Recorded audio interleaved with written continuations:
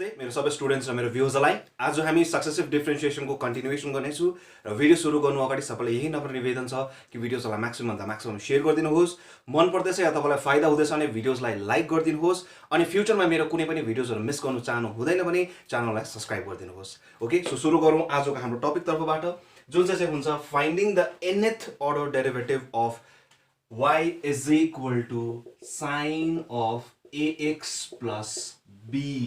That is finding the nth order derivative of sine. So first order थाहा छ, second order निकाल्न सक्छौं. So nth कति हो त्यो अब हामी इभ्यालुएट गर्ने छु. So okay. So solution गरौँ अब हामी. So if y is equal to sine of ax plus b, then y1 equals to कति हुन्छ? So if लेख्दै हाल्छु म. y1 is equal to sine को कति भयो cos of ax plus b र ax plus b को डिफरेन्शिएसन चेन रुल को अनुसार that is a. So यहाँसम्म क्लियर छ.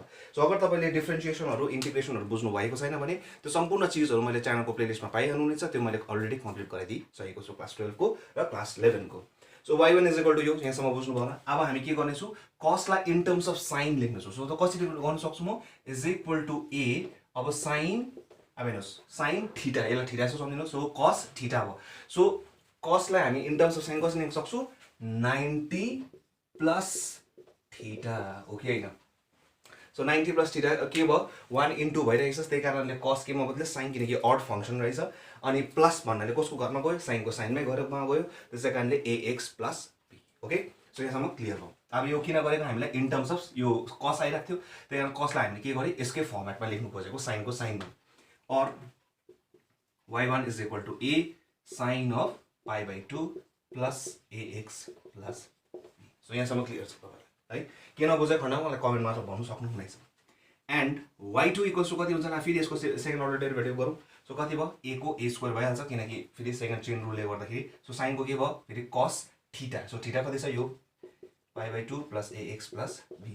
अब फेरि हामीले के गर्ने छु यसलाई cos लाई फेरि के गर्छौ हामी in terms of sin. So कसरी गर्ने छौ pi by 2 प्लस obvious हो equals to a square sin of अब हेर्नुस् यहाँ थीटा के भयो हाम्रो लागि यो भयो थीटा डल्लै cos थीटा. सो के हुने रहेछ sin pi by 2 plus theta. So pi by 2 plus theta केलाई भन्नु सक्छ यसलाई. So pi by 2 plus ax plus b. So यही चीजलाई हामी के गर्न सक्नु रहेछ a square sin of pi by 2 plus pi by 2 लाई हामी यो फर्मेटमा लेख्न सक्छौं. That is 2i of pi by 2 भनेर obvious हो लेख्न सक्छु. सो यो त बुझ्नु भयो होला नि. यहाँ अलिकति तपाईलाई अगर क्लियर भएको छैन हामीले sin of pi by 2 plus theta equals to cos theta कसरी भयो या cos of pi by 2 sorry त्यो त हुँदैन त्यो माइनस अफ sin थीटा हुन्छ. सो pi by 1 इन्टु भइरहेको छ त्यही कारणले के भयो sin को cos मा बदले किनकि अड फंक्सन छ प्लस भइरहेको छ. सो sin को sin मै गर्दा जान्छ त्यही कारणले पोजिटिभ को पोजिटिभ किनकि पोजिटिभ छ. सो अगर तपाईले यो एसोसिएटेड एंगल्सहरु पनि बुझ्नु भएको छैन भने त्यो पनि मेरो च्यानलको प्लेलिस्टमा पाइहाल्नु हुनेछ. सो y2 को भ्यालु कति आयो हाम्रो y2 को भ्यालु कति रहेछ a square sin of 2i of pi by 2 plus ax plus b. So obvious हो म्याथमेटिकल इन्डक्सन अब हामी चलाउने छु. देयरफोर अब हेर्नुस् अगेन गरौँ हामी. सो y3 कति हुने रहेछ obvious हो a cube sin of 3i of pi by 2 plus ax plus b हुने रहेछ. सो भनेपछि देयरफोर म्याथमेटिकल इन्डक्सन चलाउँ. So therefore y that is the nth order. So first order आइहाल्यो, second order आयो, third order आइहाल्यो. So भनेपछि nth order कति होला म्याथमेटिकल इन्डक्सन चलाउँ. सो 3 मा 3 छ भने सो n मा n sin अफ 3 मा 3 छ भने n मा n pi by 2 plus ax plus b. So बुझ्नु भयो होला.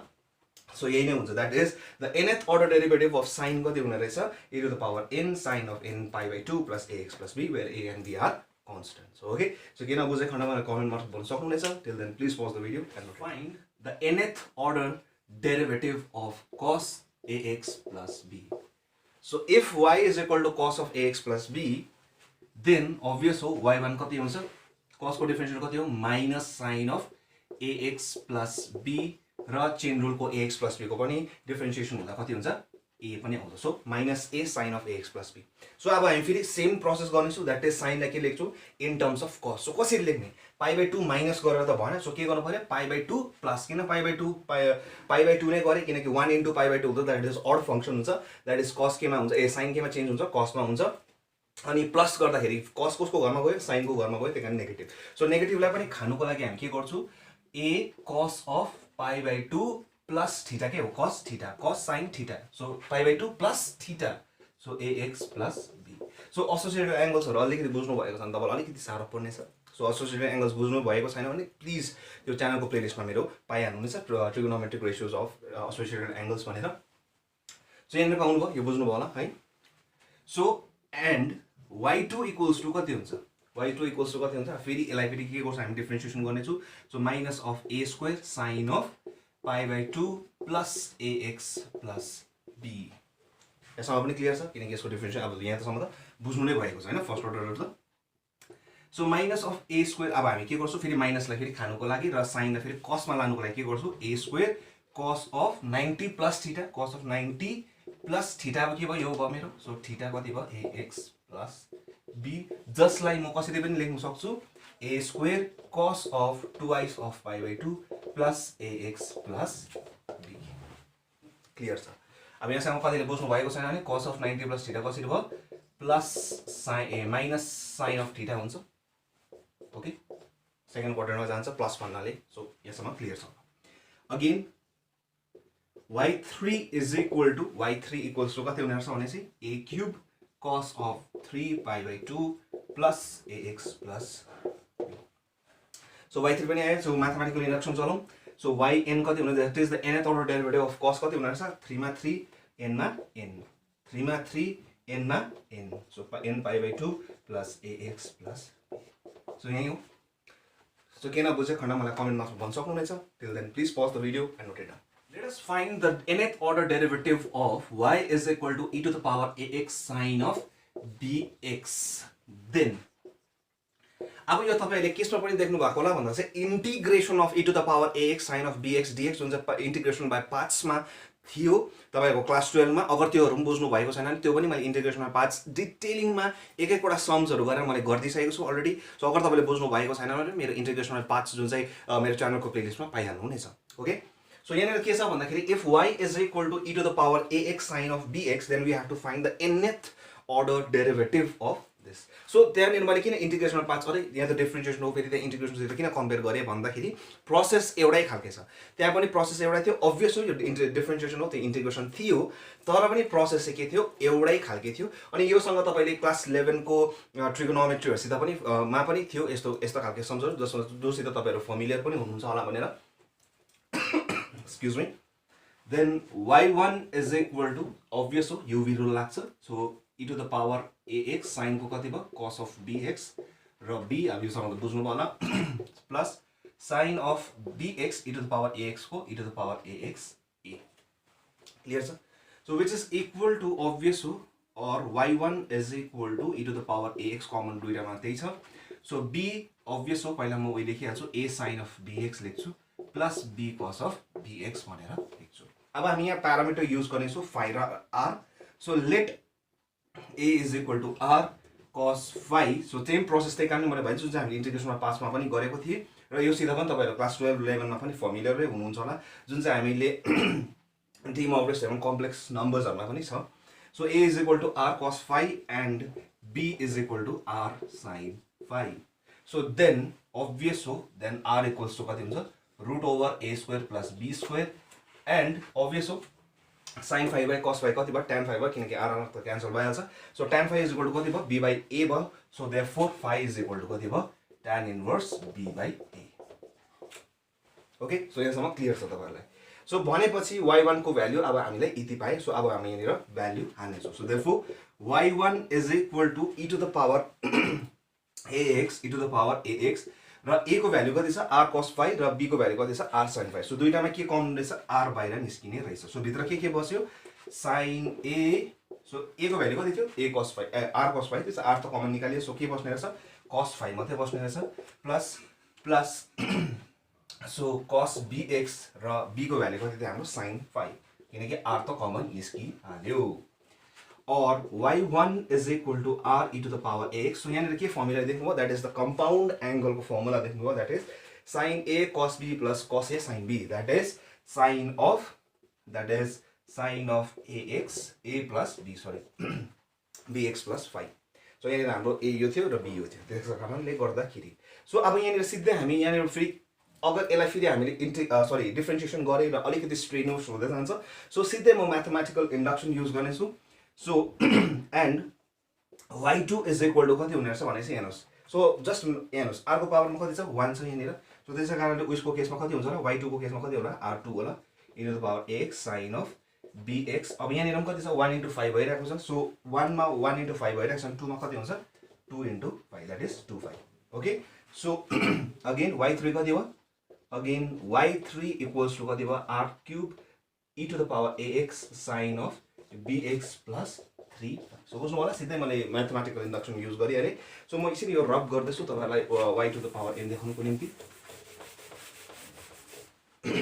so therefore yn कति भयो therefore yn जो चाहिँ हाम्रो nth order derivative of y is equal to e to the power ax sin of bx को value that is yn is equal to r to the power n e to the power ax sin of bx plus n 5 okay so यहाँसम्म clear छ अब हामी putting the value of r and phi so के पाउँछु so therefore or so सिधै लेखिदिन्छु or yn is equal to r को value कति थियो root over a square plus b square अब अभियस रुट भनेको कति हो half so power into power के भयो त्यति बेला मल्टिप्लिकेसन सो कति भयो a square plus b square whole to the power n by 2 अनि e to the power ax sine of square bracket खोल्दैछु किनकि हामी यहाँ phi को भ्यालु हाल्नेछु bx प्लस n phi को भ्यालु कति छ tan inverse b by a bracket close. So this is the nth order derivative of e to the y is equal to e to the power ax sin of bx. So please तपाईलाई म एउटा सानोबडे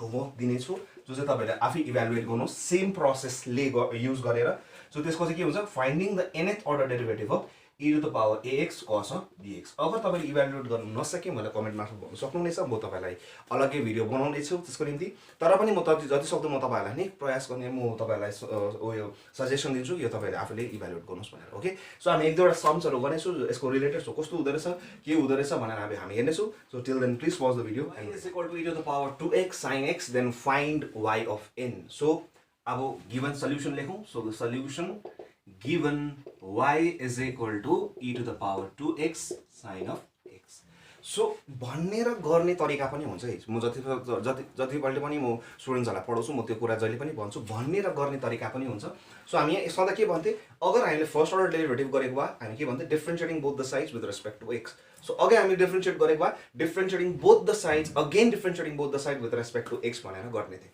अब यहाँनिर चाहिँ हामी के भन्छौँ differentiating both the sides with respect to x n times किनकि हामी कतिपल्ट गर्छौँ n times गर्छौँ सो दैट हामी फाइन्ड के गर्न सक्छौँ nth order फाइन्ड गर्नको निम्ति सो त्यसरी okay so differentiating both the sides n times with respect to x on both the sides भनेर भन्न सक्नुहुन्छ या लेख्न सक्नुहुनेछ सो लेख्नुहोस् त्यहाँनिर हैन so therefore y of n कति भयो यसको हामीले के गरेको थियो अघि इभ्यालुएट गर्दाखेरि कति पाएको थिए r to the power n that is a square plus b square whole to the power n by 2 e to the power ax sin of bx plus n tan inverse b by a okay so भर्खर हामीले evaluate गरेको थिए so यहाँनिर हामीले देख्दैछौँ a को value कति छ 2 so 2 को स्क्वायर कति भयो 4 र b को भ्यालु कति छ यहाँ 1 सो 2 को square 4 plus 1 that is 5 to the power n by 2 e to the power ax sin of bx so b को भ्यालु कति छ भने छ सो bx plus